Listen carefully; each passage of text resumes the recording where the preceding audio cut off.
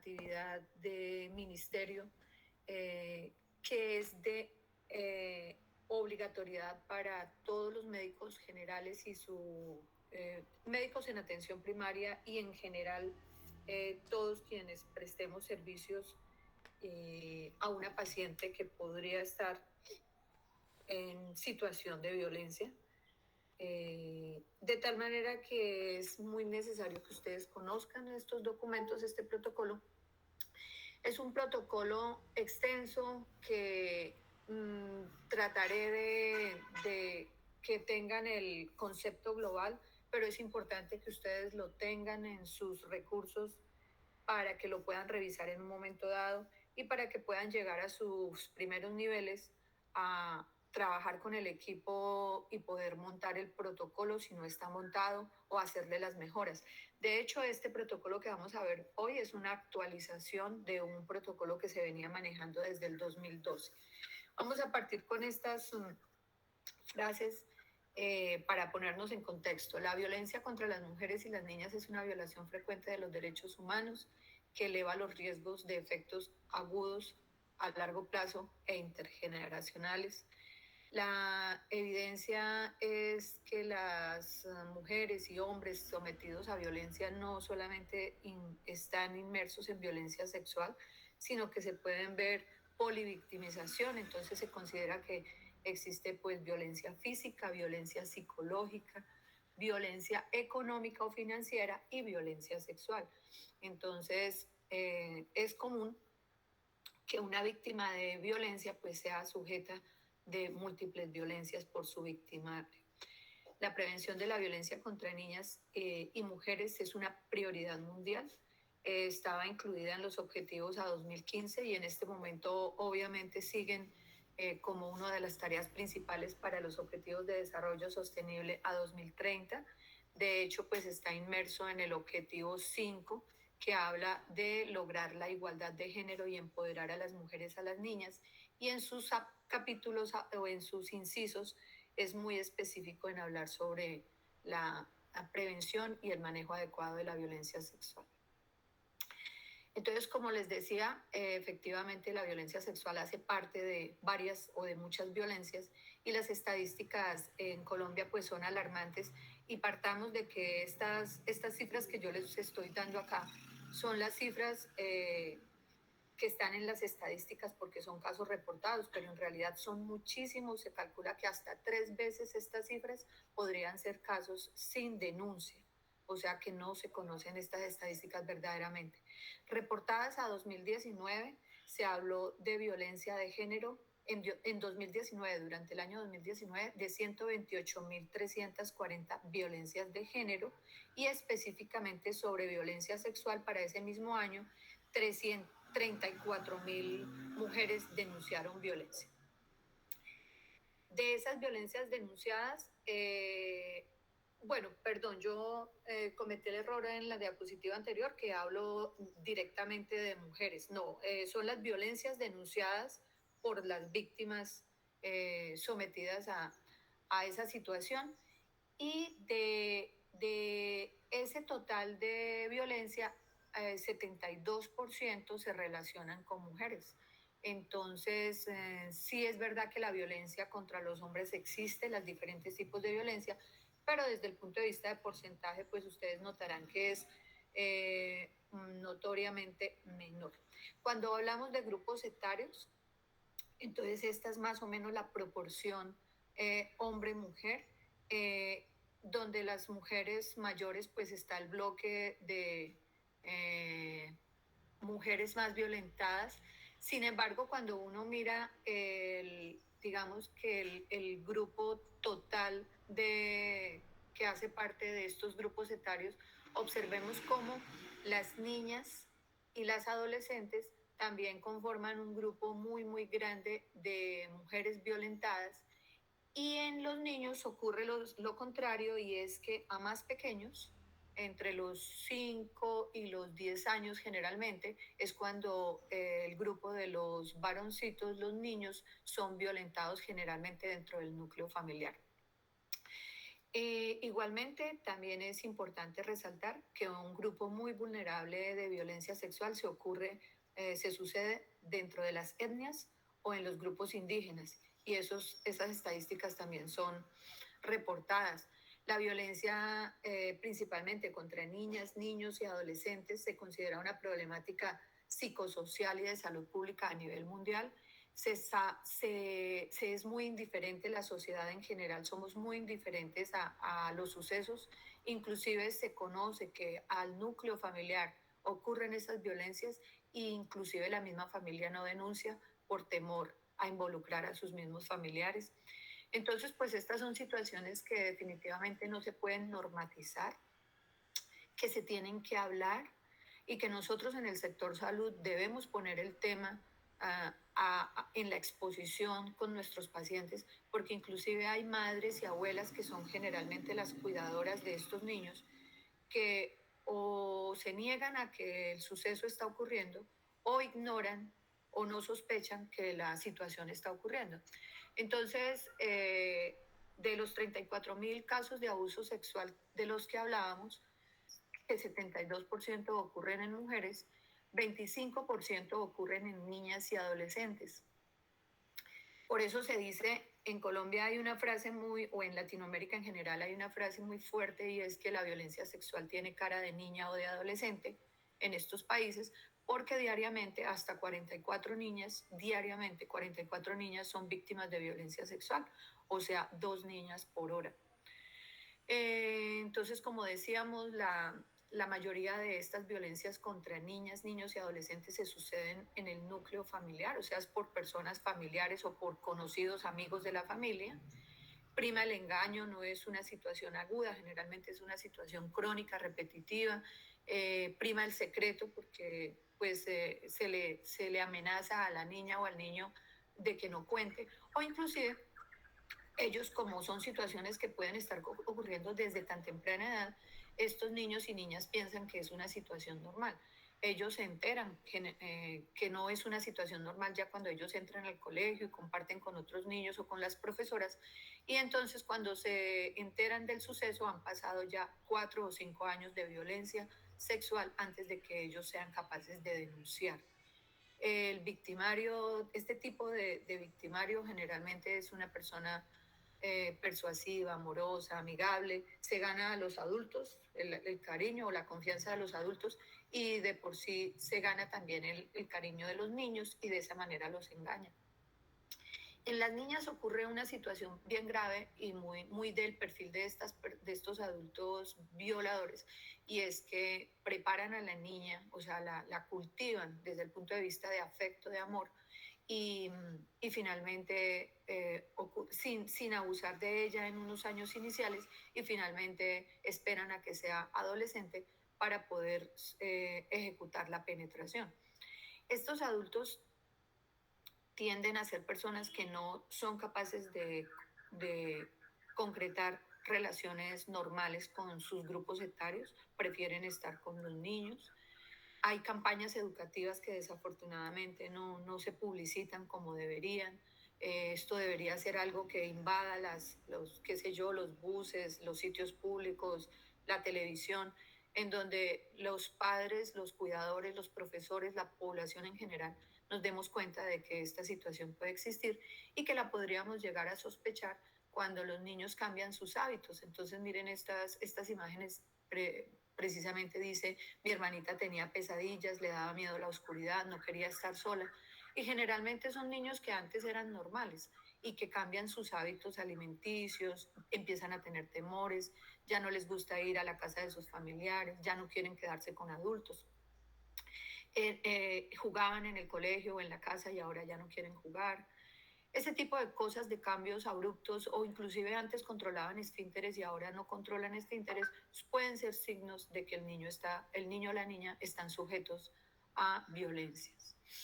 Entonces, pues toda esta presentación yo se las voy a compartir, porque pues la van a poder ustedes revisar con detalle, utilizar para diferentes presentaciones o capacitaciones que ustedes quieran hacer con sus grupos primarios, y sobre todo porque el tiempo no me va a dar para detallar todo, y ustedes pues la podrán revisar después con mayor detenimiento.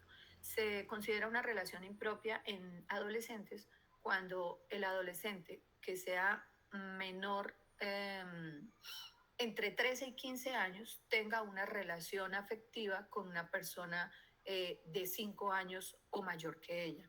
Y si el adolescente tiene entre 15 y 18 años, ya una relación con un adulto que sea 7 años mayor que el adolescente es una relación impropia. Básicamente porque a más edad, pues la persona mayor va a ejercer poder sobre esta niña o niño o adolescente, perdón, ojalá no sean niñas y niños, al menos que sean adolescentes. Y entonces esta es una tabla que podríamos compartirle a los profesores, a los padres o a los mismos adolescentes cuando ellos ya se involucran en situaciones de pareja, en relaciones de pareja, noviazgos tempranos, a cuenta del amor romántico. Sobre todo las niñas, las adolescentes permiten muchas microviolencias.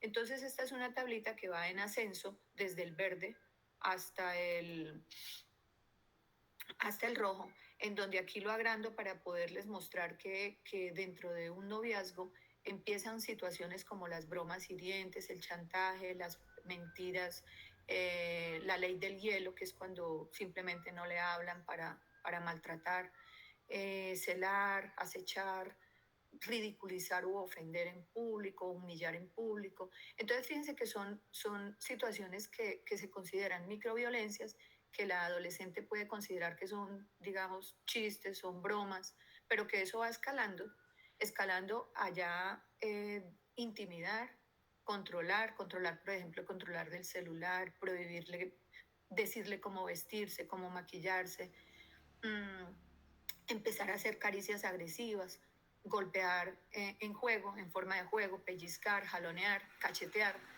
Y miren cómo va ascendiendo ya a situaciones donde ya el sextortion, en donde se toman fotos, pero entonces ya las empiezan a amenazar que las pueden poner en público, en redes. Cuando ya ponen estas imágenes en redes, pues ya la situación de violencia está escalando.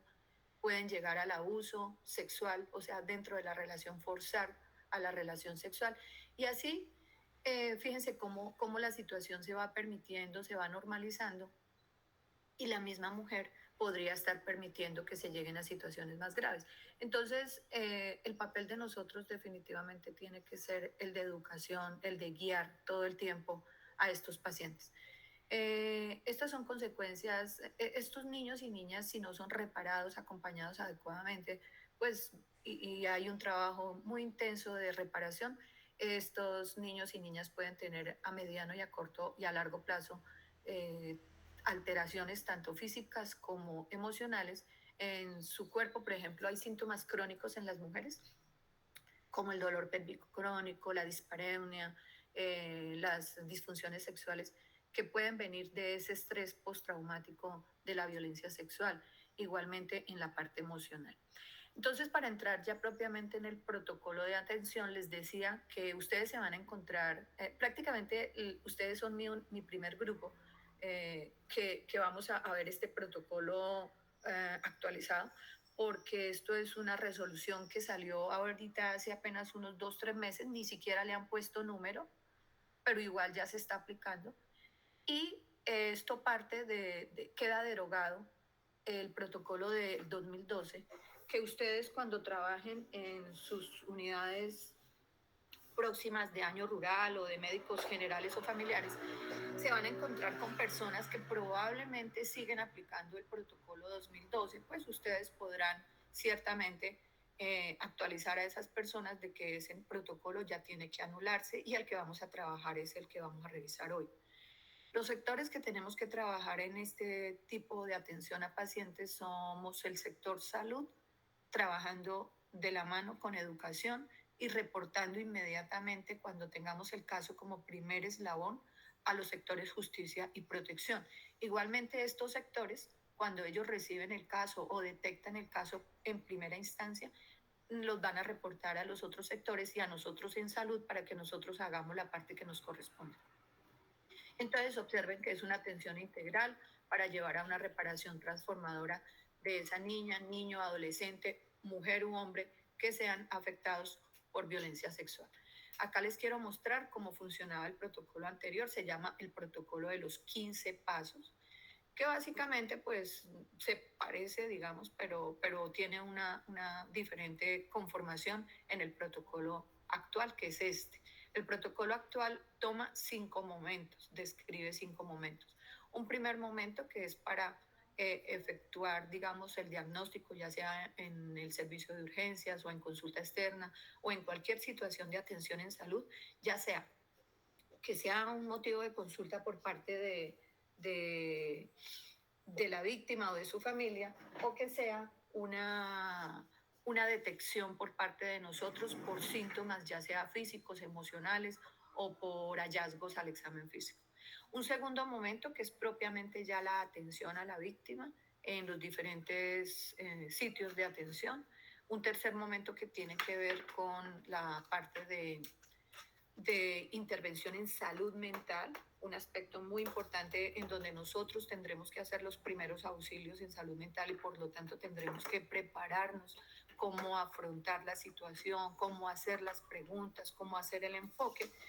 Y aunque sí podremos, digamos que ayudarnos o tendremos que ayudarnos de personas especializadas en la parte de salud mental como psiquiatría y psicología, pues esa primera consulta es esencial, es importante porque es el primer contacto de la víctima y si no hacemos bien ese trabajo, muy probablemente la reparación no va a ser adecuada. Un cuarto momento que es ya el plan integral de cuidado primario y un quinto momento que es la activación de la ruta intersectorial, o sea, de los otros sectores que tienen que actuar. Las premisas de atención tienen que basarse en una atención con dignidad, centrada en la persona, considerando que la víctima está en una situación de mucha fragilidad y debilidad, que nosotros tenemos un papel muy importante en la atención. La atención es totalmente gratuita, nunca podrá haber como barrera la carnetización o la institución. Generalmente, si es una violencia aguda, por ejemplo, policía o personas que quieran ayudar a una víctima en situación de violencia aguda, pues llevarán a esta persona al sitio de salud más cercano y no importa que sea persona de atención de salud pública o de salud privada o viceversa, esta víctima tiene que ser inmediatamente atendida al sitio donde fue llevada por cualquier, ya sea por policía o por familia o por otras personas. La salud que se le debe prestar debe ser integral, tanto en el aspecto físico, psicológico, incluso el apoyo espiritual y social. No se impondrán obstáculos, como dijimos, incluso para migrantes o para personas extranjeras dentro de nuestro país. Igualmente la atención será completa. Igualmente tendremos una atención muy especial y diferenciada en personas que están en el contexto de conflicto armado o que son víctimas de todo digamos que todo este tiempo de la parte de reparación de víctimas en el proceso de paz y debe haber una confidencialidad completa para evitar la revictimización. El enfoque estará basado en derechos, es decir, que la dignidad, el respeto a la vida, al bienestar deberán primar sobre todo con un enfoque de género en donde no debemos discriminar y todo lo contrario debemos tratar de anular desigualdades, inequidades, discriminaciones cuando son personas que pertenecen a una etnia o una raza minoritaria o son personas del grupo LGTBI, personas migrantes, personas habitantes de la calle. El enfoque deberá ser intersectorial e intercultural. Aquí tiene mucho que ver es con el grupo de indígenas, en donde deberemos ser nosotros los que nos adaptemos a la cultura, a sus creencias, inclusive debemos apoyarnos en traductores. De hecho, el sistema de salud dice, eso está lejano a ponerse en práctica, pero en los hospitales debe haber el recurso de cómo ágilmente tener traductores de lengua indígena. Existe un sistema que funciona para ellos que se llama el CISPI, el sistema indígena de salud propio intercultural y deberemos ser muy respetuosos en contactar a estos sanadores o chamanes que ellos pues son en quienes confían y si es necesario la atención ser conjunta para que verdaderamente haya un equilibrio en esa reparación. Y el enfoque debe ser en torno a no solamente manejar la parte aguda, sino que nos corresponde establecer una ruta de seguimiento para que verdaderamente las ventanas de oportunidad de esta víctima se puedan ir abriendo. Con unos principios habla la guía presunción de buena fe, es decir, que nosotros nunca podremos poner en duda el relato de una víctima, acción sin daño, en donde nosotros deberemos ser muy cuidadosos, nunca juzgar, fiscalizar.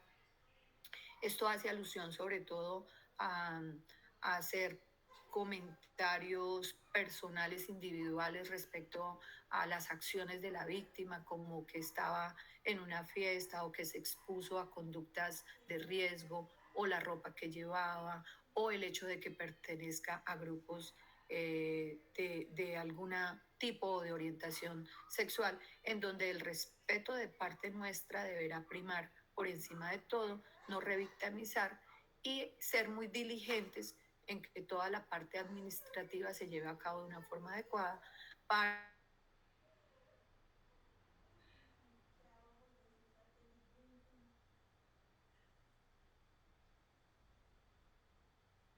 de hecho, seremos siempre los indicados en una primera instancia, cuando la víctima llega en una situación aguda, de recoger los elementos de material probatorio y de evidencia física que pudieran ser la prueba fehaciente de la judicialización de un victimario. Y eso básicamente, ahorita lo veremos, se da cuando, por fortuna, la víctima logra ser atendida en un sitio de urgencias en las primeras 72 horas. O sea que la víctima ya sea que decida denunciar prontamente y o que sea llevada por su familia o por otras personas.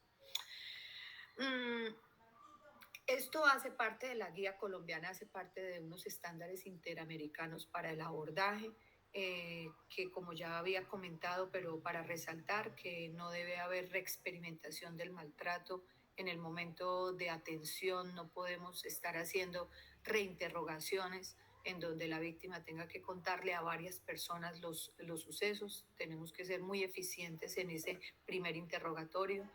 Debemos estar libre de prejuicios, estereotipos, especialmente fundados en el género, la confidencialidad y la atención integral.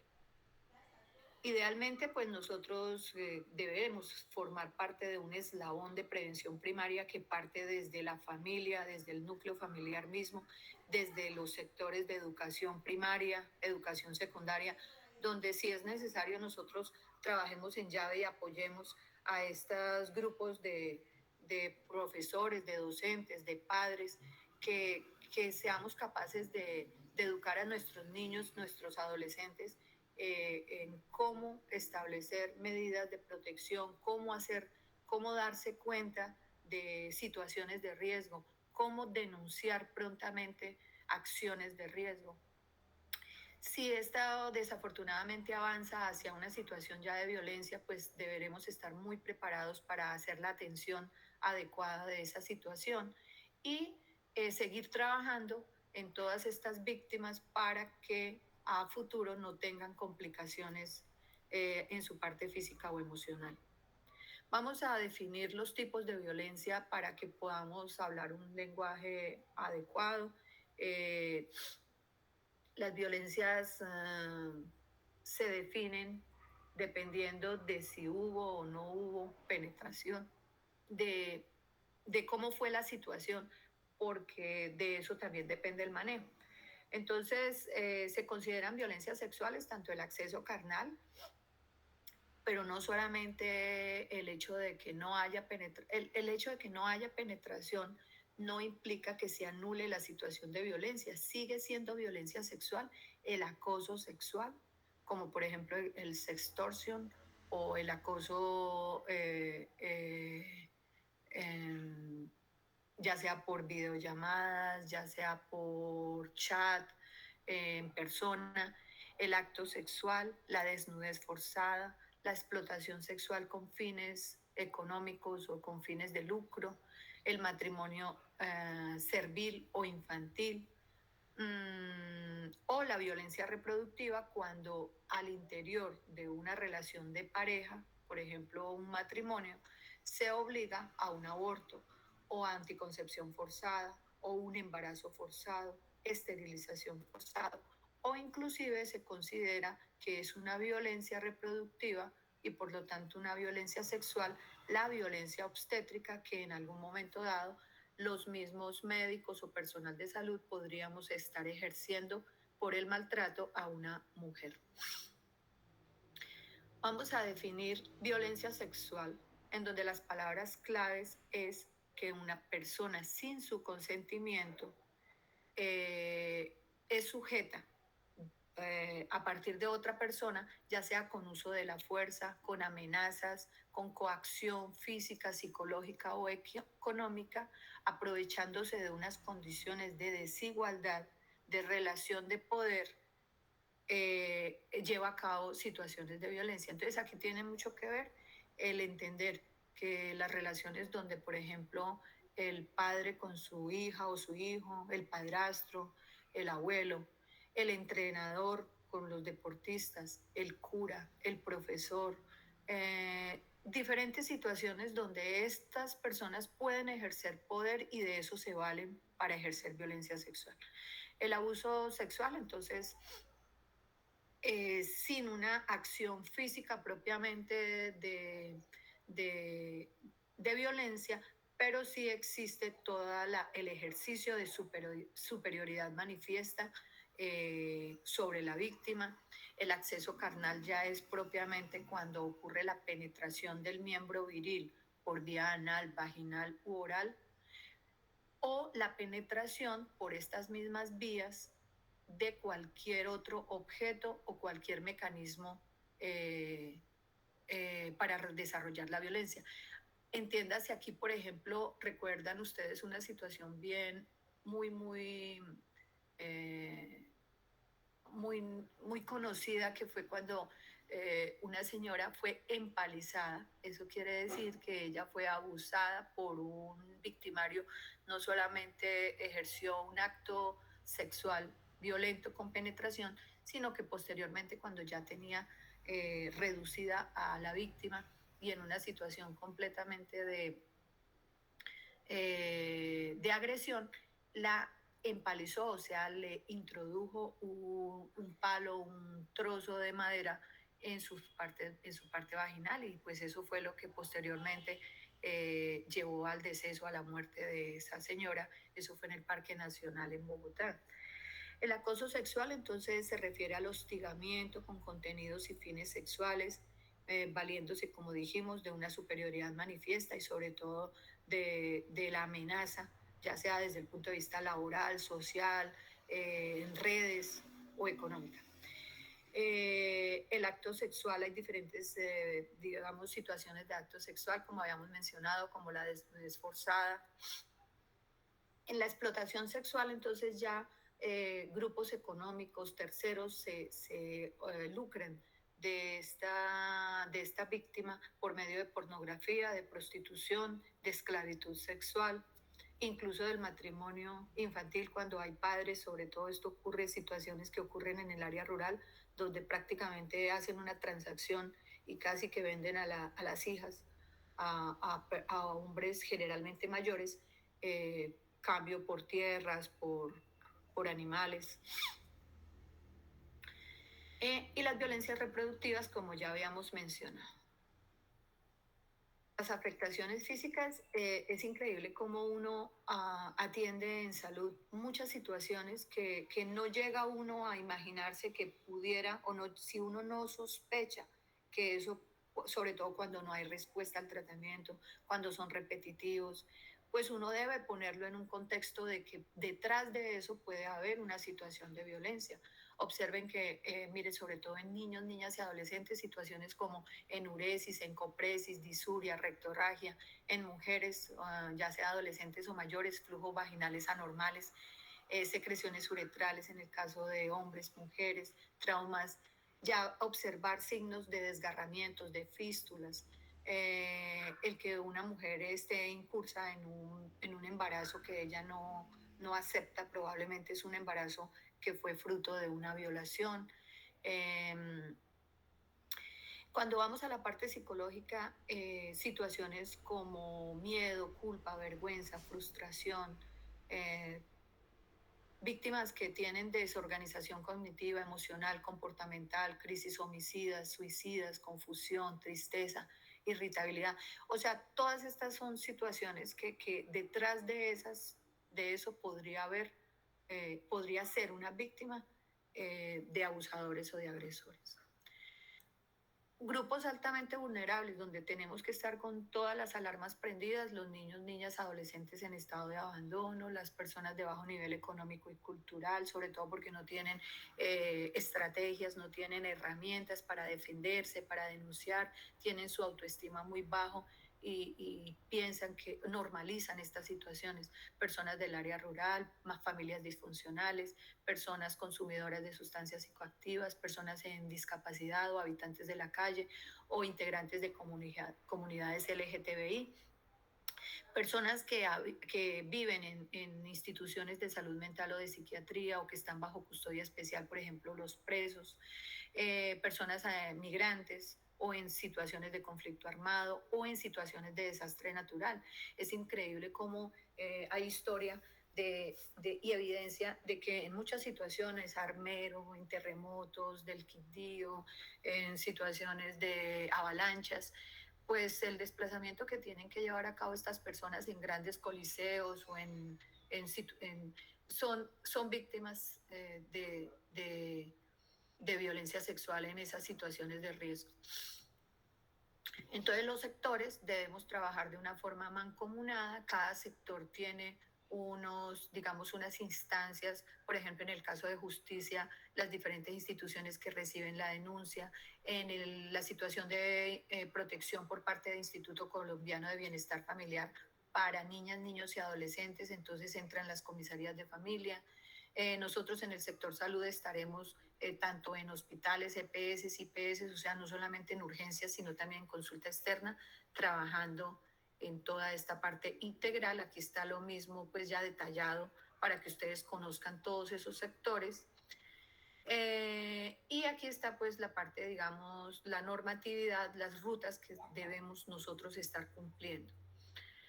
El talento humano está descrito que nosotros dentro del ente territorial, tanto en las EPS como en las IPS, debemos estar capacitados para poder prestar estos servicios que debemos tener prestar de una forma integral basados en el protocolo y con unos tiempos adecuados para poder prestar el servicio. Debemos prepararnos internamente en la institución, capacitarnos, tener un contenedor que esté dispuesto permanentemente con el kit de profilaxis para los casos de exposición, de riesgo, con los documentos, con los formatos que se deben llenar, con los medicamentos, con los elementos para poder hacer la toma de muestras y de material probatorio. Debemos partir de una prevención primaria, como yo les decía, en donde nosotros seremos integrantes de ese grupo educador, donde podamos garantizar que la comunidad se entere de las situaciones de riesgo y que una vez ocurrida la situación, desafortunadamente si llegan a ocurrir, que la comunidad sepa que deben consultar, ojalá de lo más urgente posible, denunciar, que en caso de que sea una situación aguda, la comunidad debería saber que la víctima no debe bañarse ni quitarse la ropa hasta que llegue al sitio de urgencias, porque esas muestras que se tomen pueden ser relevantes, importantes para la judicialización, que no coma, que no se lave la boca, que no tome alimentos, que incluso si la mujer, por ejemplo, está menstruando, que conserve la toalla que estaba usando, para que todo esto sea embalado, recogido por nosotros, o en el caso de medicina legal, si es que consultan por ese sector, para que pueda recogerse el material. Que la población entienda o que la comunidad sepa que el servicio es gratuito, confidencial, que estamos disponibles 24/7 para este tipo de situaciones. Mm, en el momento uno, entonces, como ya habíamos mencionado, haremos ese diagnóstico de la situación para poder empezar la atención. Entonces, a través de la atención de ese motivo de consulta, la valoración clínica y todo el ejercicio de la atención integral, llevaremos a cabo una prestación de servicios eficiente. ¿Cómo vamos a identificar esa violencia sexual? Básicamente, ya sea por la denuncia directa o por factores de riesgo o por signos y síntomas físicos, emocionales, comportamentales, como habíamos dicho. Y esta es una de las cosas muy, muy importantes, que hubo cambio de la guía anterior a la guía actual. Y es que casi que estábamos funcionando con la guía actual como unos gestores pasivos, simplemente esperando a que la violencia llegue, y no éramos buscadores o investigadores dentro de nuestro ejercicio general. O sea, casi que se convierte que desde que empecemos a ejercer la medicina, todo el tiempo tenemos que estar ahí con alertas prendidas, porque en cualquier momento podríamos estar detectando que una niña, niño, adolescente, mujer u hombre pueden estar siendo sometidos a violencia. Entonces debemos irnos familiarizando con factores de riesgo, los factores de vulnerabilidad que ya habíamos mencionado. Mm, Deberemos, dentro de los antecedentes, entonces estar observando que la paciente haya tenido consultas previas por quejas somáticas o emocionales que nosotros las estemos asociando a violencia sexual. Siempre que haya una niña menor de 14 años embarazada, así sea una unión consentida, así sea incluso conocido por los padres, esto se convierte en una situación de violencia sexual. O sea, puede ser incluso, desafortunadamente en Colombia se ratificó el matrimonio infantil, mientras que muchos países están aboliendo el matrimonio infantil, o sea, es ilegal. Nosotros echamos para atrás décadas porque ya lo teníamos prácticamente, digamos que anulado desde el punto de vista como uh, acto, acto punible. Y desafortunadamente la Corte Constitucional hace como 2 meses ratificó que sí estaba permitido en Colombia el matrimonio infantil. Pues, sin embargo, ahí hay una contradicción, porque igualmente una niña menor de 14 años embarazada, como les había dicho, inmediatamente ustedes deben ponerlo en conocimiento del Instituto Colombiano de Bienestar Familiar, de la parte también judicial, y para que ellos hagan pues ya su trabajo que les compete. Nosotros haríamos obviamente la atención de todo el control prenatal, la atención diferenciada de esta niña dentro de su control prenatal, obviamente de alto riesgo por ser una adolescente. Una niña que esté incursa, niña mayor de 14 años en un embarazo no deseado, también es obviamente una situación de violencia sexual. Los abortos forzados, si estamos ante situaciones de ETS o de VIH, también debemos reconocer como una posible violencia. Las situaciones de agresión, todo lo que sea EXNA, o sea, explotación sexual infantil, de niñas, niños y adolescentes, la prostitución, las víctimas. Si nosotros atendemos una niña o niño violentado sexualmente, debemos hacer investigación sobre sus hermanos, hermanas, o que hayan niños, niñas, adolescentes que conviven con personas que consumen sustancias psicoactivas o en situación de hacinamiento. Entonces, fíjense que dentro del interrogatorio del diario practicar nuestro debe estar tener en cuenta todas estas situaciones. Cuando estamos examinando pacientes, debemos tener en cuenta que lesiones del aparato genitourinario como hematomas, cicatrices, mordeduras en genitales externos, en vagina, en ano, en recto, en muslo, esto tiene que ver en algún momento con situación de violencia. Los desgarros, o sea, que nosotros encontremos desgarros ya sea recientes o antiguos, más aún cosas graves como ruptura de vejiga, cuerpos extraños en intestino, ano o en vagina, serán un signo clásico. Signos como que la mujer o el hombre refieran molestias constantes, repetitivas, que no mejoran en zona genital o anal, que tengan dilatación del esfínter anal, por ejemplo, incontinencia anal, prurito anogenital, encopresis, estreñimiento persistente, permanente, a pesar de todos los manejos realizados, infecciones urinarias repetitivas, dolor pélvico crónico, lesiones orales. Esta parte es importante y es niñas, niños o mujeres que son sometidas al sexo, que son obligadas al sexo oral violento o signos de enfermedades de transmisión sexual.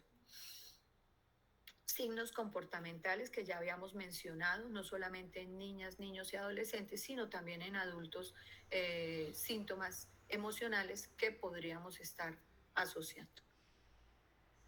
El abordaje, entonces, estas dos preguntas ayudan mucho como para que vayamos a irnos entrenando ¿se ha sentido usted alguna vez agredida o violentada? Entonces, esas son como, digamos, frases en que podríamos abrir la conversación para que la víctima se sienta un poco más en una situación más amigable de pronto para contar o para denunciar. Usted siente que su parte emocional o su parte psicológica, su relación ha estado deteriorada con su pareja en algún momento, alguna vez su pareja o alguien importante para usted le ha ocasionado daño físico o le ha solicitado hacer algo que no le gustó o le incomodó.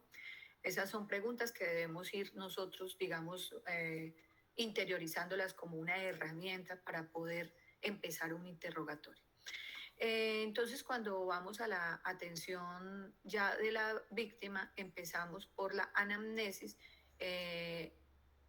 y tenemos que especificar. Voy a resaltar qué se debe atender en urgencias y lo que no caiga en este grupo, pues ya suponemos que lo podemos atender en otros momentos o en otras consultas si allá los detectamos. A urgencias tenemos que enviar, tenemos que remitir, o si estamos en urgencias, pues obviamente tenemos que recibir toda situación de violencia sexual que haya ocurrido dentro de las anteriores 120 horas, o sea, 5 días. Así haya ocurrido por fuera de 5 días, si esa víctima está mostrando afectación física o psicológica, más aún si es niña, niño o adolescente. Es decir, que estemos demostrando que requiere una valoración inmediata o que esa víctima tenga un riesgo alto para su integridad física, es decir, que ya sea que puede ser agredida físicamente por el mismo victimario o que ella o él pueden estarse autoagrediendo, es decir, que haya signos o síntomas clásicos de intento de suicidio. De esa manera podremos establecer en urgencias si es un triaje 1 o un triaje 2, todo lo que corresponda a amenaza de la vida, riesgo de autoagresión, si hay acceso carnal violento, todo esto establecerá como triaje 1, triaje 2 y lo que ya haya pasado de 5 días transcurrido o que se detecte en consulta externa como signos crónicos de violencia, perdón, hace parte de lo que sería ya un triaje 3 o triaje 4, o sea que establecemos toda la atención, sobre todo en la parte de salud mental, pero ya no es un triaje 1 ni 2. Hay una mnemotecnia que se llama ANIMA, que la dan como, digamos que como una estrategia de atención en el momento en que empezamos ese primer contacto. Y es atención al escuchar, garantizar pues que vamos a estar en un sitio privado, que no hay interrupciones, que verdaderamente la víctima nos vea atento, sienta que estamos escuchando, no podemos estar usando el celular, no podemos estar haciendo otras cosas, no debemos juzgar y validar, es decir, nunca podemos decir frases como que nosotros tuvimos una paciente que fue peor, mire que antes le fue bien, no se preocupe que de esto usted sale, usted se recupera. O sea, ese tipo de frases no pueden hacerse porque estamos validando y mucho menos decir cosas como eh, pero es que usted cometió el error de irse a esa fiesta, o es que es importante que usted no vuelva a tomar esas sustancias, o ese tipo de cosas definitivamente las tenemos que anular. Informarse sobre necesidades y preocupaciones, es decir, evaluar verdaderamente de la situación qué es lo que en ese momento le preocupa más a la víctima, qué es lo que ella aqueja. Mejorar la seguridad, es decir, que nosotros establezcamos si son niñas, niños o adolescentes, qué adultos están al cuidado de ellos. Obviamente tener esa capacidad intuitiva y de investigación y de denuncia en donde podemos estarnos dando cuenta que el victimario es su misma familia, o sea, que el mismo padrastro que llevó a la niña a urgencias, pues es el mismo victimario, pues tendremos que hacer los correctivos adecuados apoyándonos en el sector justicia y protección, o sea, en el Instituto Colombiano de Bienestar Familiar, que tiene personal disponible y personal muy entrenado para ese tipo de situaciones. Inclusive cuando eso ocurre, lo que hacen es alejar al niño, a la niña o al adolescente del grupo familiar, los ponen en casas de paso mientras solucionan la parte del adulto. Y apoyar, es decir, que tenemos que explicarle que como red de salud le estaremos prestando todo el servicio, que los derechos a que la víctima tiene. El POS incluye toda la atención en salud mental, todas las terapias de restitución. Entonces es importante que la víctima sepa que estamos interesados en que verdaderamente esa víctima entre en la red de apoyo. La valoración integral, entonces arrancamos, como les decía, con un paso 1 que es la anamnesis. Entonces ya habíamos hablado de toda esta parte del adecuado interrogatorio, de la privacidad, y aquí solamente para agregar que la víctima también tiene derecho a disentir la atención, es decir, que si no quiere contar o que si no quiere dejarse examinar, pues dejaremos muy claramente anotado que hay disentimiento, o sea, que no hay aprobación por parte de la víctima, porque debe haber un consentimiento informado de que todo lo que vamos a hacer está adecuadamente autorizado por la víctima. Pero no debemos ser muy laxos en el sentido o muy rápidos en entrar al disentimiento en un primer momento, sino que a partir de que le hayamos explicado la importancia del examen, la importancia de la toma de muestras, de la ingesta de medicamentos en caso de exposición a ETS o a VIH, pues es importante que nosotros sí hagamos bien nuestro trabajo. No debemos hacer en esa anamnesis preguntas abiertas, preguntas cerradas o inducir el interrogatorio. Por lo contrario, ¿qué hacer? ¿Qué hacer? Debemos estar con preguntas abiertas, es decir, permitir que la víctima relate. Siempre aclararle que no fue culpa de ellos, que siempre el victimario es el culpable. Debemos siempre utilizar un lenguaje simple y claro, pero sí en el momento de la historia clínica utilizar toda la parte pues, técnica de la terminología, y un lugar completamente privado y que la víctima sepa que todo es confidencial. Entonces nunca deberemos estar, aquí está lo que no hacer, por ejemplo, interrogar en sitios públicos o en consultorios donde hay varios escritorios al tiempo.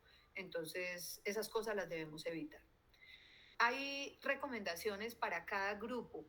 Recomendaciones, por ejemplo, que en las niñas, niños y adolescentes, hagamos el interrogatorio pues acompañado de una persona con el que sepamos que ellos se sienten a gusto o que están sin temor, y diferentes estrategias como utilizar, tener algunos juguetes en el consultorio para que las niñas o niños puedan relatar, hacer unas preguntas adecuadas de acuerdo a la situación. A los niños y a las niñas no estaremos preguntando detalle cuando son menores de 6 años, solamente lo que quieran contar o inclusive ayudarnos de cosas como que ellos puedan dibujar. Solamente entraremos al detalle de específicamente la situación ya en los adolescentes, o sea, por encima de los 10 años. De esto hay todas unas técnicas y unas preguntas que ustedes deben en su momento y cuando tengan la disposición, el tiempo, revisar con detalle para poder saber cómo es ese interrogatorio. En las mujeres, aparte de todo lo que ya hemos dicho, siempre debemos aclarar cuántas gestaciones tiene, si está usando un método anticonceptivo en este momento, cuál es su red de apoyo, si está embarazada, porque la paciente podría estar en embarazo en este momento, pero no indagar sobre cuándo inició relaciones sexuales o cuántos compañeros sexuales tiene. Esta pregunta sobra y más aún en una situación de violencia sexual. En la parte de las etnias, entonces recordemos que ya habíamos mencionado que tener en cuenta toda esa parte cultural, tener en cuenta traductores, sanadores, payés, sacerdotes, y estar muy pendientes si esa mujer fue víctima de mutilación genital femenina, porque esto también tiene un protocolo especial y una denuncia especial. Si la persona pertenece a un grupo de diverso, a un grupo con orientación sexual diversa, pues debemos preguntarle a esta víctima cómo quiere ser llamada en el interrogatorio, si el nombre que quiere que utilicemos. No importa que la cédula tenga otro nombre de identificación, es importante que respetemos cómo se concibe, cómo se visualiza a esa persona y cómo quiere ser llamada. Las personas con discapacidad, entonces dependiendo del grado de discapacidad, quienes tengan la capacidad cognitiva, ellos deberán establecer toda la atención, la aprobación, el consentimiento informado, pero sí debemos ayudarnos de una red de apoyo en caso de que haya una discapacidad severa.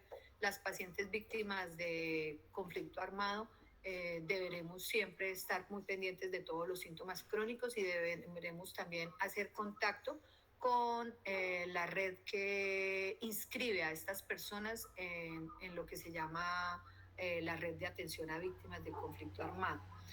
Igualmente, las personas que están en reincorporación de la situación de violencia no deben ser discriminadas ni estigmatizadas por haber pertenecido a estos grupos. Una vez hayamos confirmado ya la situación de violencia, entonces haremos el examen físico general y ese examen debe ser previa explicación de todos los procedimientos para que haya un consentimiento informado, no debe haber interrupciones externas, debemos cubrir a la víctima con una bata completa e ir descubriendo las partes del examen físico a medida que la vamos examinando. El examen debe ser cefalocaudal completo en toda la parte corporal y obviamente incluir la parte genital, anal, dentro del examen. Deberemos describir en el examen físico el estado neurológico y también identificar todas las heridas, describiéndolas en su tamaño, en su localización, el color, la forma, todas las peculiaridades respecto al examen. Por ejemplo, en cuello se hace muy importante las marcas de ahorcamiento, inclusive si esto existe, si lo evidenciamos. Este es un signo dentro de la judicialización del victimario, que es el intento de ahorcamiento, y eso hace parte de que la pena pueda incluso aumentar. Las sigilaciones, que es lo que se llaman los chupones, así es la palabra que se utiliza, sigilaciones en pezones, en pecho, en cuello, etcétera. La evidencia de fluidos. Y fíjense que desde este momento que estamos haciendo la unión de un interrogatorio con un examen clínico, aquí ya nos empezamos a dar cuenta de si la situación de violencia para esta víctima amerita, por la exposición a fluidos biológicos, amerita disparar toda la formulación del kit de medicamentos profilácticos o de los medicamentos para VIH, para prevención de VIH.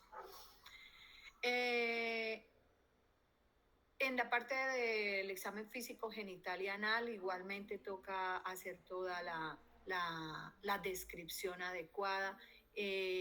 Y ya vamos a ver ahora en la toma de muestras que a medida que vamos haciendo la revisión, pues en caso de que debamos tomar las muestras, este será el momento también de irlo haciendo. Por ejemplo, en la parte genital deberemos tomar con una pinza los vellos que puedan haber en esa área genital, porque podrían ser vellos del victimario, porque eso se tiene que embalar y incluir dentro del material probatorio, y las muestras de fluidos biológicos.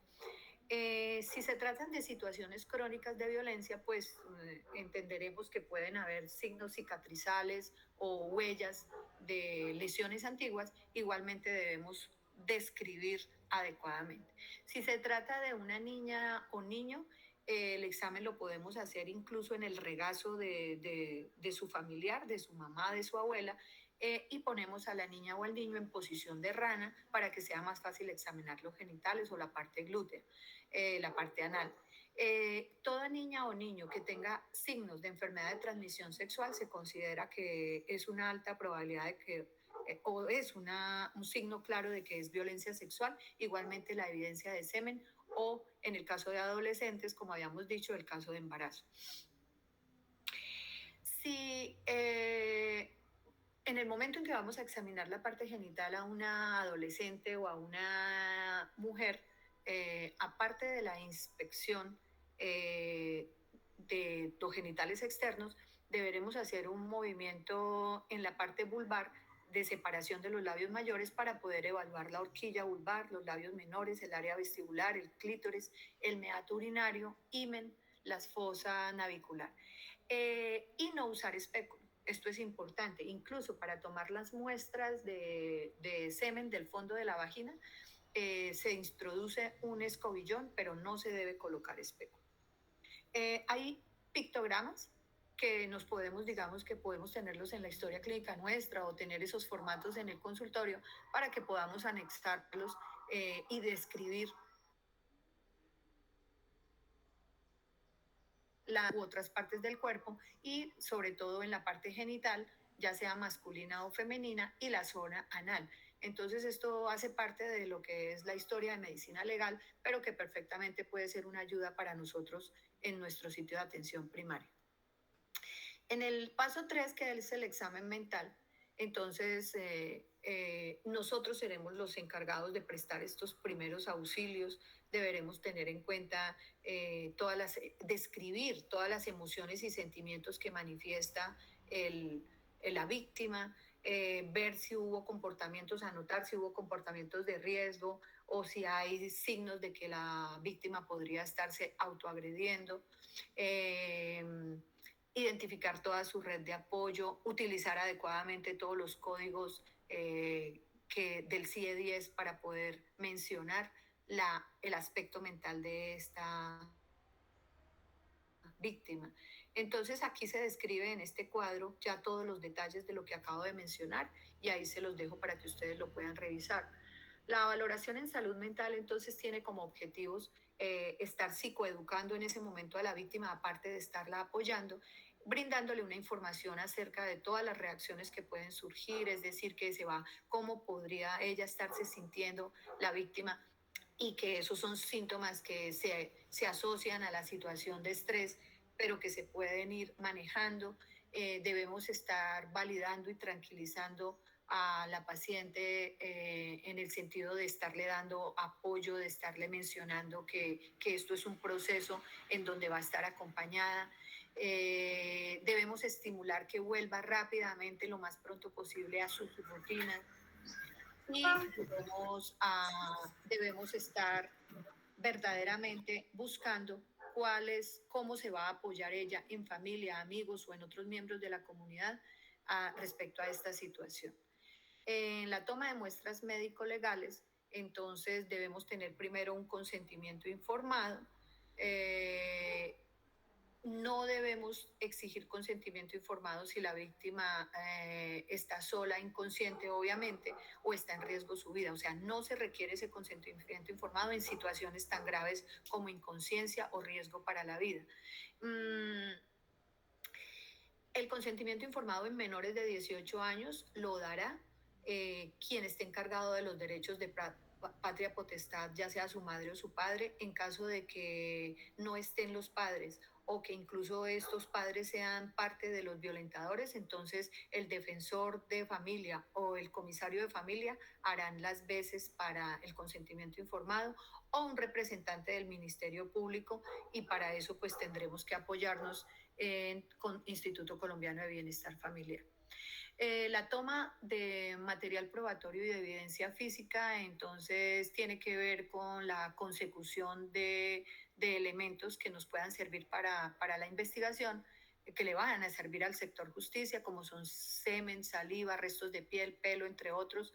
Entonces, en la institución donde estamos prestando el servicio debemos tener los elementos que me permitan recoger esas muestras. Entonces, escobillones, una pinza recta para tomarlo, por ejemplo, el vello. Si hubo actividad de defensa de la víctima, entonces, previo consentimiento de la víctima, cortamos las uñas, o si las uñas están cortas, entonces limpiamos con un copo toda la parte del lecho ungueal.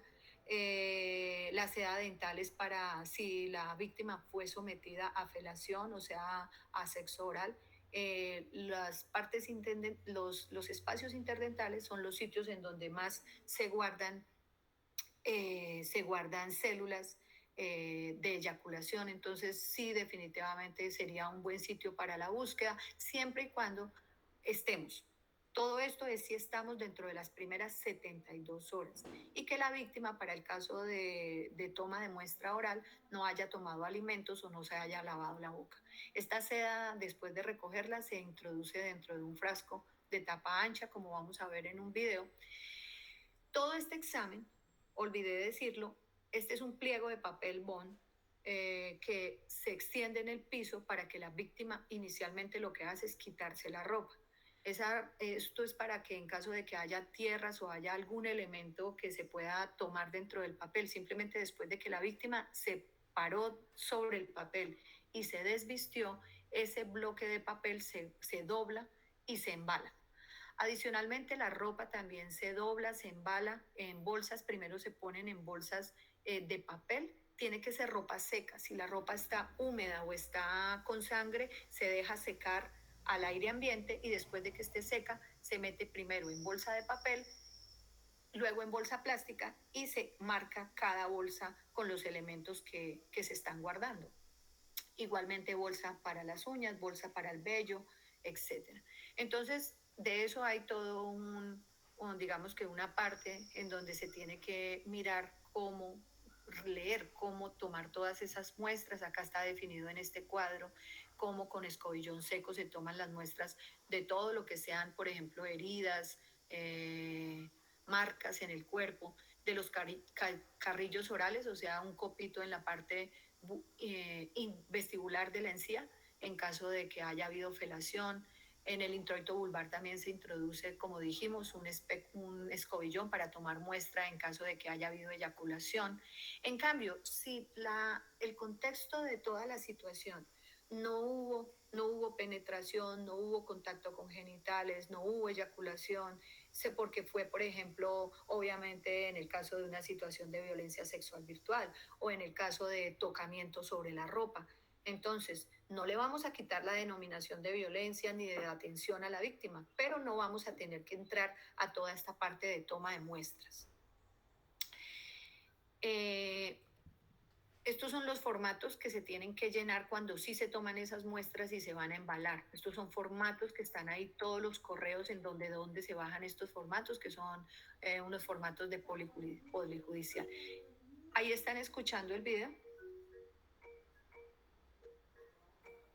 Sí, señora. Sí, señora. Ok, en este momento va a empezar.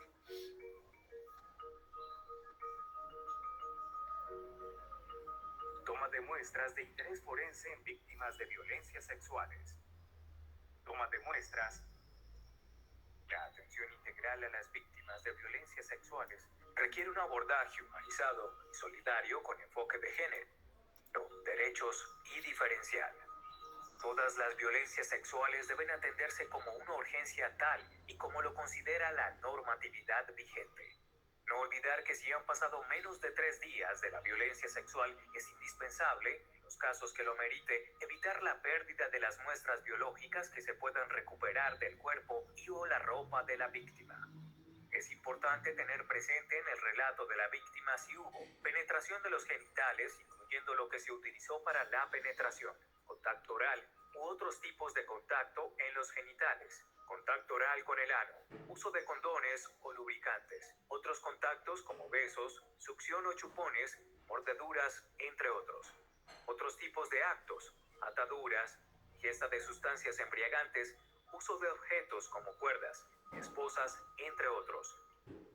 Realizar un examen físico completo cefalocaudal en búsqueda de lesiones, enfatizando en las siguientes áreas: cabeza, en la cara, cuero cabelludo, labios, región perioral, región mamaria, genitales externos, la zona perineal, cara interna de los muslos y pelo púbico, glúteos y pliegues anales, y cualquier otra área corporal referida en el relato de la víctima.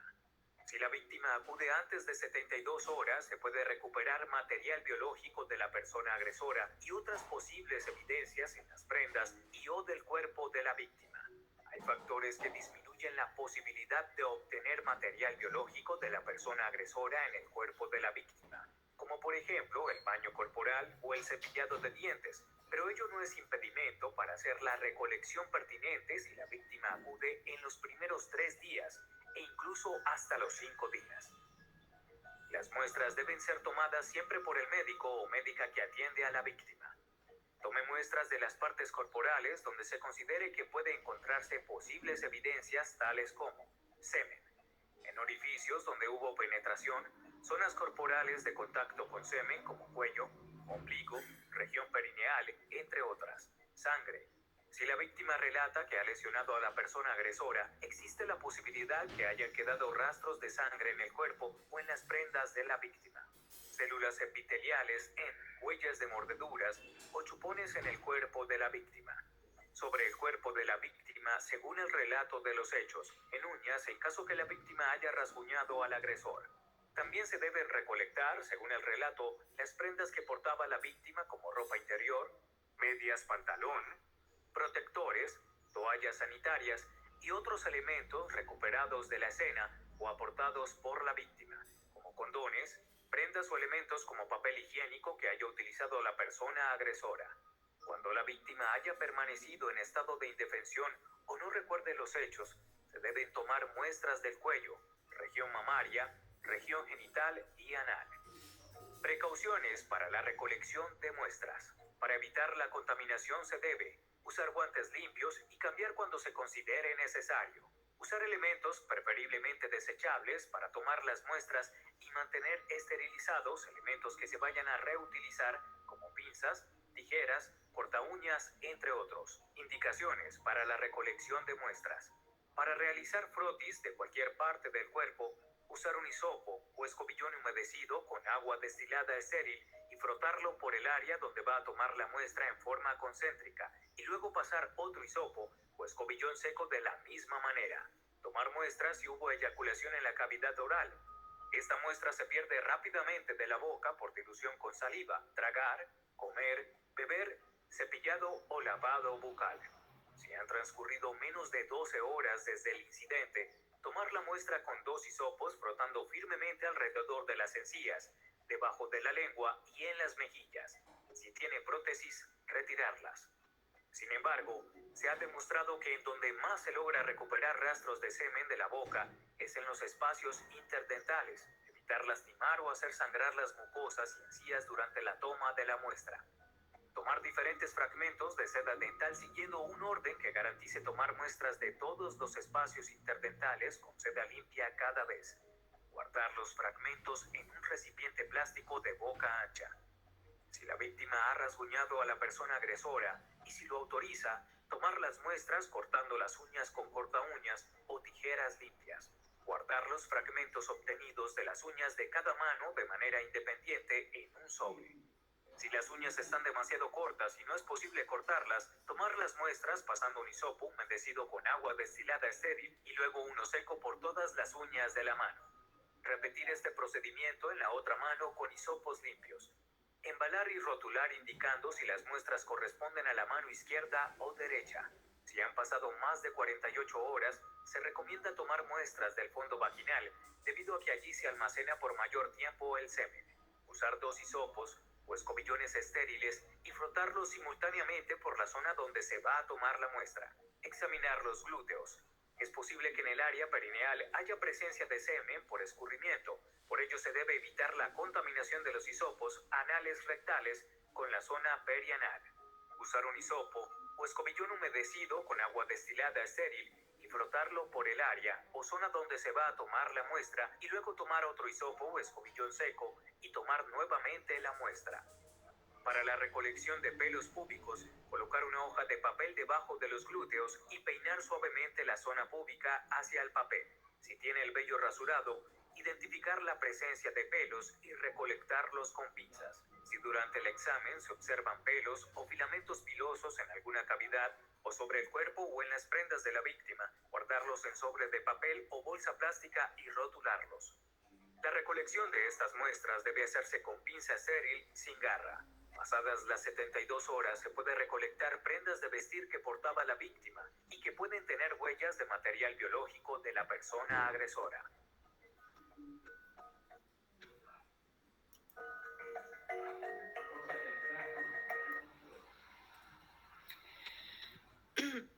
Bueno, entonces, pasando ya a la toma de exámenes a la paciente que por la situación de que han pasado solo 72 horas, el relato de que hubo penetración, eyaculación, contacto con fluidos, entonces esta víctima debe ser, se le debe realizar, en el caso de la mujer, la beta-HCG cualitativa. Esto es básicamente para establecer un estado a la situación de violencia, es decir, descartar que la mujer no esté cursando con un embarazo, siendo la prueba negativa, poder dar la dosis de emergencia.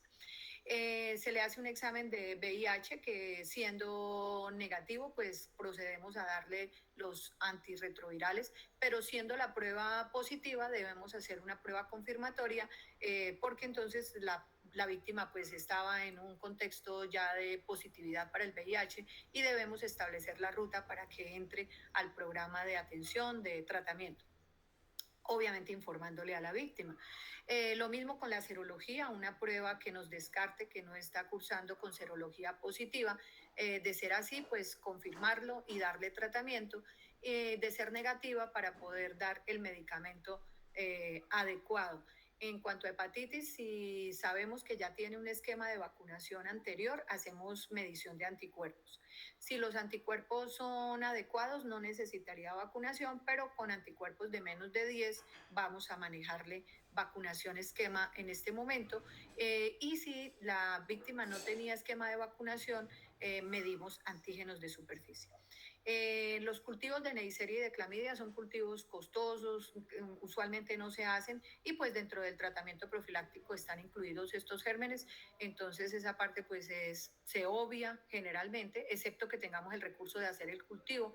Y el cuadro hemático, la glicemia y el perfil lipídico son exámenes que los debemos hacer de referencia porque son los necesarios para hacer la vigilancia de los posibles efectos colaterales en caso de que le tengamos que dar los antirretrovirales.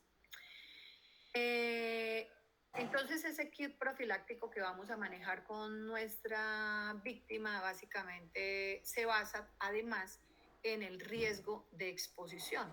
Y aquí está un cuadro de resumen en donde se considera que es un riesgo considerable cuando verdaderamente hay eyaculación, principalmente si es eyaculación en la zona anal, un riesgo hasta del 3% para contagio de VIH, conociendo que la víctima es VIH positivo. Si el riesgo disminuye en caso de que sea una eyaculación a nivel vaginal o sin eyaculación a nivel anal, si ya pasamos a un sexo que es orogenital sin eyaculación, el riesgo igualmente es menor y estamos aquí hablando de una fuente conocida. Estos riesgos ya empiezan a ser más bajos aún con eyaculación anal cuando sabemos que la víctima es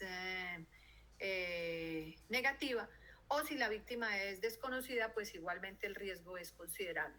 Esta es la misma tablita, pienso que esta es un poquito más clara, aquí se las voy a dejar para que ustedes consideren de acuerdo a la situación, al tipo de exposición, con qué fluidos hubo contacto y si el victimario conocemos o no o desconocemos la situación del agresor, entonces sepamos si es un riesgo considerable o un riesgo insignificante.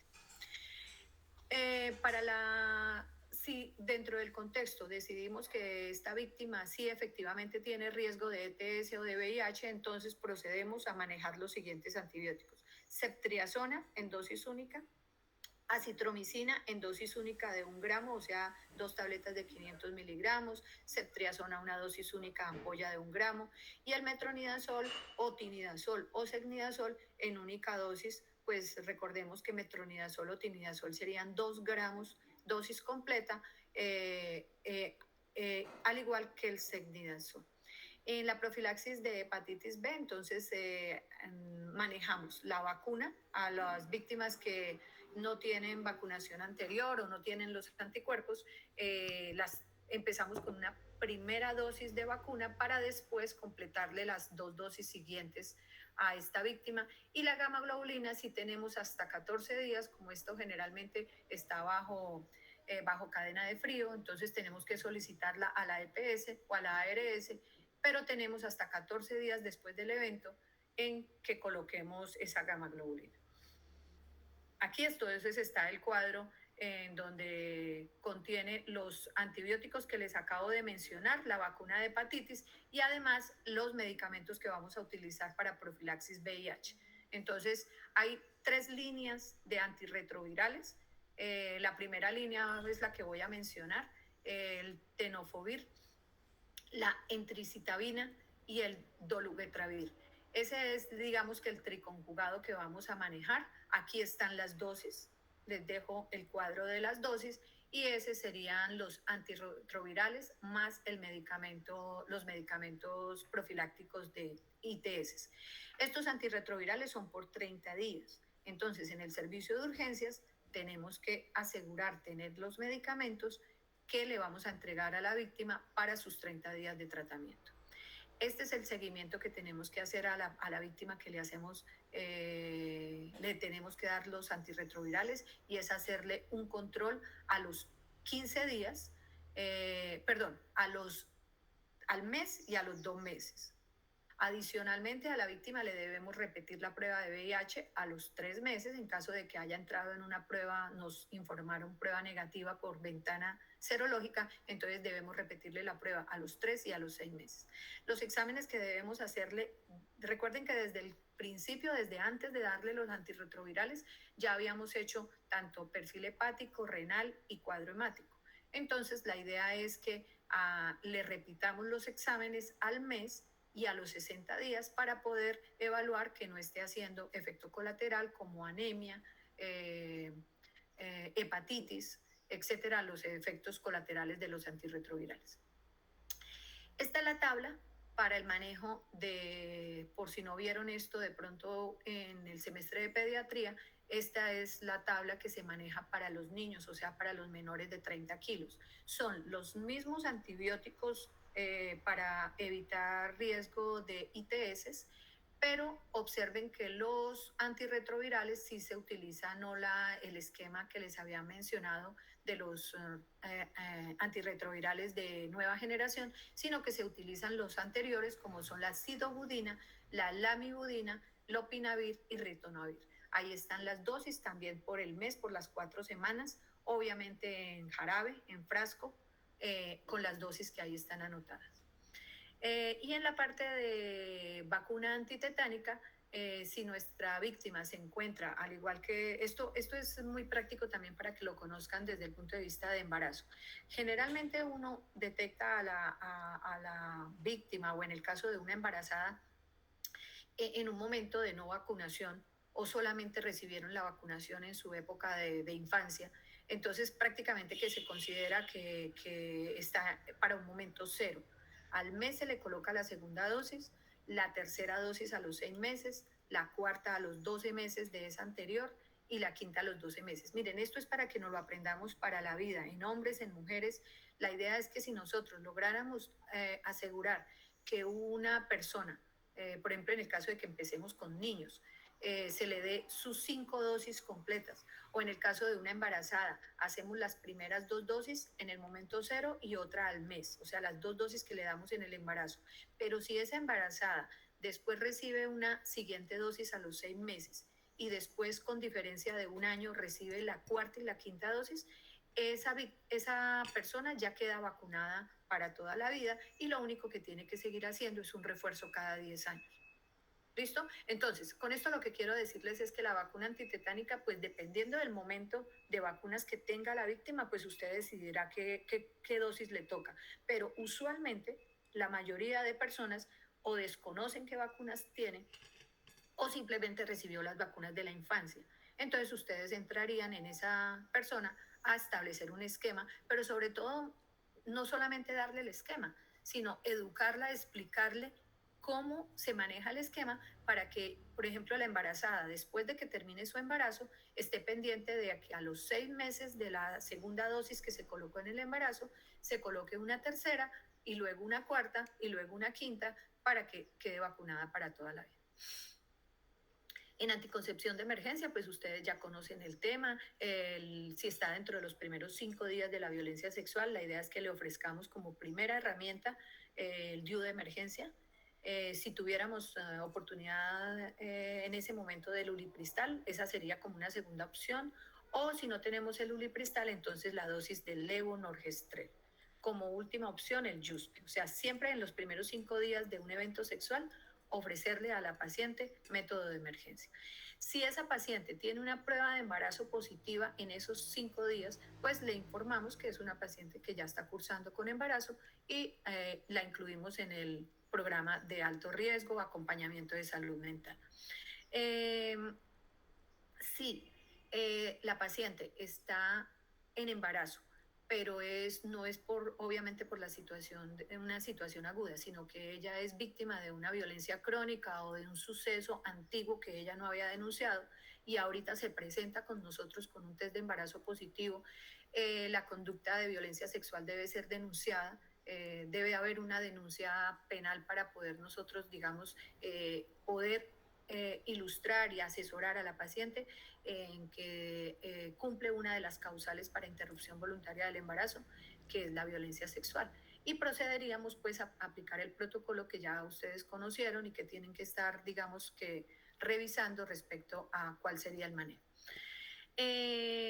Todo lo que tenga que ver con informar adecuadamente a la paciente sobre la IVE, entonces, que debe denunciar en uno de los entes como fiscalía, policía, comisaría de familia y poderle asesorar adecuadamente de acuerdo a todas las estrategias de atención de la IVE. En el momento 3, ya fíjense que hicimos un primer momento que era hacer ese diagnóstico, un segundo momento que fue toda la atención a la víctima, que era interrogarla, examinarla, hacer la toma de material probatorio, tomar las muestras de laboratorio y aportar los medicamentos que se requieren. Luego ya pasamos a un tercer momento que es todo lo que tenga que ver con la intervención en salud mental, los primeros auxilios, la valoración inicial, el diagnóstico, garantizar que aparte de estos primeros auxilios se dispare una red de atención integral, sobre todo con los especialistas en salud mental.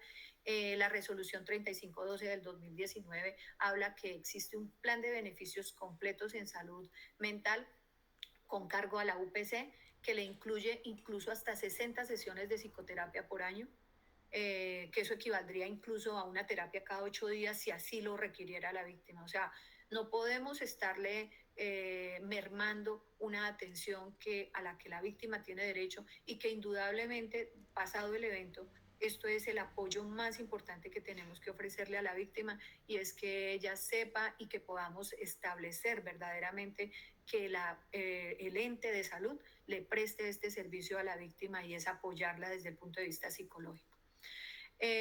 Aquí no me voy a detener porque pues esto ya lo habíamos, digamos que detallado, pero sí quiero mostrarles que hay un manual de la OMS, OPS y ONU Mujeres que de una forma muy didáctica nos enseña cómo verdaderamente saber desde el punto de vista psicológico, mental, atender a una víctima de violencia sexual, cómo hacer las preguntas, cómo es la empatía, cómo debemos hacer el interrogatorio. La estrategia ANIMA que yo les había ya mencionado, y es escuchar, no juzgar ni validar, informarnos de todas las necesidades, preocupaciones de la víctima, mejorarle su seguridad, dándole todo, estableciéndole y apoyándola o guiándola en un plan de seguridad y en un plan de apoyo que esa víctima debe tener. Las intervenciones, digamos que están como muy bien establecidas dependiendo del momento, quién la debe hacer y cuáles son las metas a lograr y cómo se debe hacer. Entonces, la intervención de crisis está muy bien establecida. Importante que ustedes le peguen una buena revisada. Aquí hay un link para unos documentos que quien le interese toda esta parte de salud mental, que deberíamos ser todos, pues los revisemos con más detalle.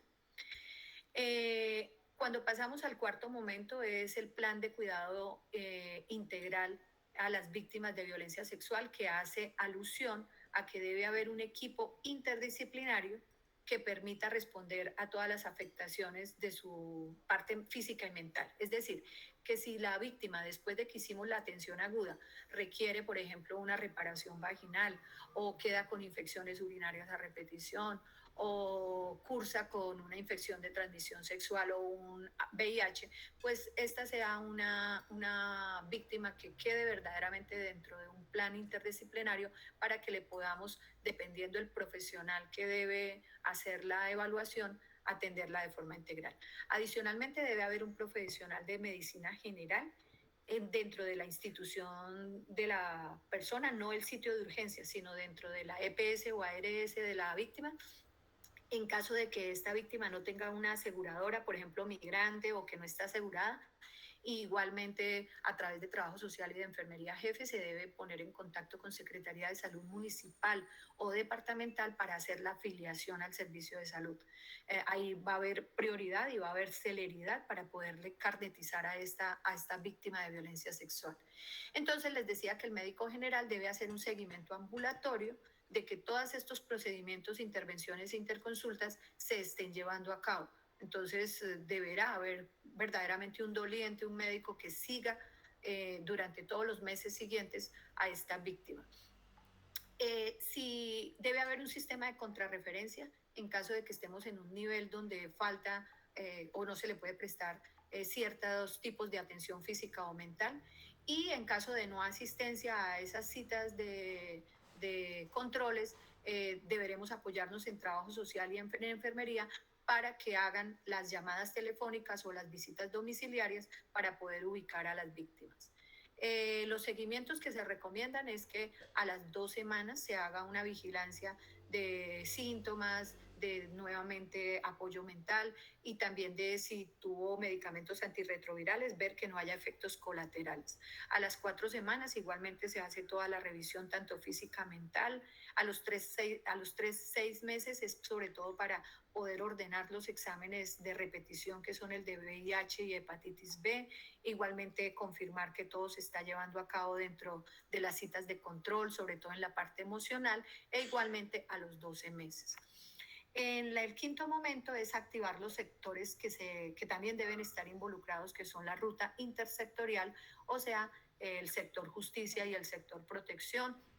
Esto se puede llevar a cabo por correos electrónicos, por cartas, por oficios, remisorios, etcétera. Tener en cuenta que si estamos ante una víctima en situación de trata de personas, hay un comité nacional para ese tipo de casos dentro del Ministerio de Protección, Salud y del Interior.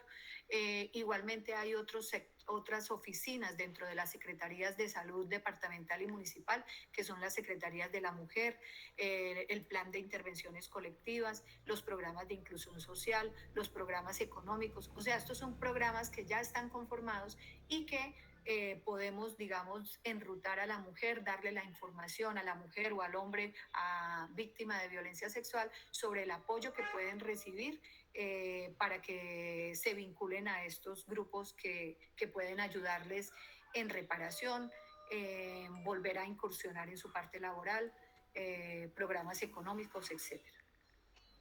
Específicamente en niñas, niños y adolescentes, entonces recordemos que para niñas, niños y adolescentes debemos contactar al sector protección, Instituto Colombiano de Bienestar Familiar. Siempre es obligatorio que siempre reportemos al ICBF. Y en el caso de adulto le vamos a informar que debe acercarse a comisaría de familia, sobre todo si esa víctima está, digamos que, temiendo por su seguridad, por su vida. Entonces, esta comisaría de familia es la encargada de dar protección a la víctima. Y en el caso de los adultos, siempre deberá el adulto, debemos animar a esa víctima adulto a que ponga la denuncia en cualquiera de los sitios de sector justicia, como puede ser policía, la SIJIN, el CTI, la DIJÍN, dentro de la fiscalía, las oficinas que manejan todo lo de víctimas de violencia sexual. Por eso aquí dentro de la sigla, la B es de víctimas de violencia sexual, tanto el CAIVAS como el CAVIF. Esas son las dos oficinas dentro de la fiscalía que recepcionan todas las denuncias de violencia sexual. En el capítulo 3, entonces, entra lo que es la parte del registro, el registro de toda esta violencia sexual. Entonces, habíamos empezado por hacer un registro adecuado de la historia clínica y dentro de esa historia clínica poner los códigos adecuados del RIPS, es decir, que la causa externa como el CIE-10 sea utilizado de forma adecuada. Los códigos T742 para abuso sexual, los códigos Y para todo lo que son las agresiones sexuales. Fíjense que ahí está el detalle de cuando es con fuerza, que si es en vivienda o que es en zona no residencial, que si es en calle, en carretera. Incluso hay códigos para cuando es por sus padres. Por ejemplo, hay un código donde niño o niña, abuso sexual dentro de su grupo de apoyo primario, o un abuso sexual del niño por una persona ajena al grupo primario. Entonces, todos estos códigos hay que tenerlos a mano, conocerlos para poderlos utilizar. Dentro de la codificación, bueno, también existen estos códigos Y, como les decía, que es maltrato, y aquí se especifica por quién, por esposo o pareja, por sus padres, por conocido, por autoridades oficiales, etc. Y ya para terminar, entonces, dentro de esos procesos de registro, se debe llenar además así como se llena una ficha que se llama ficha de maltrato intrafamiliar, cuando hay ese tipo de situaciones, también hay una ficha de violencia sexual. Entonces esa ficha nos la entregará la enfermera jefe para que la llenemos adecuadamente. Eso se recepciona de la institución, pasa a Secretaría Municipal, de la municipal pasa a la departamental y de la departamental pasa al Sistema de Información Nacional que se llama el CIVIGILA. Las estadísticas vitales es un dato muy importante, y es que siempre que tengamos defunciones por violencia o que tengamos embarazos en menores de 14 años, esto va a las estadísticas vitales para todos los cambios que deben haber de mejoras dentro de nuestro sistema de salud. Bueno, sé que fue una revisión muy larga, pero no se imaginan el trabajo que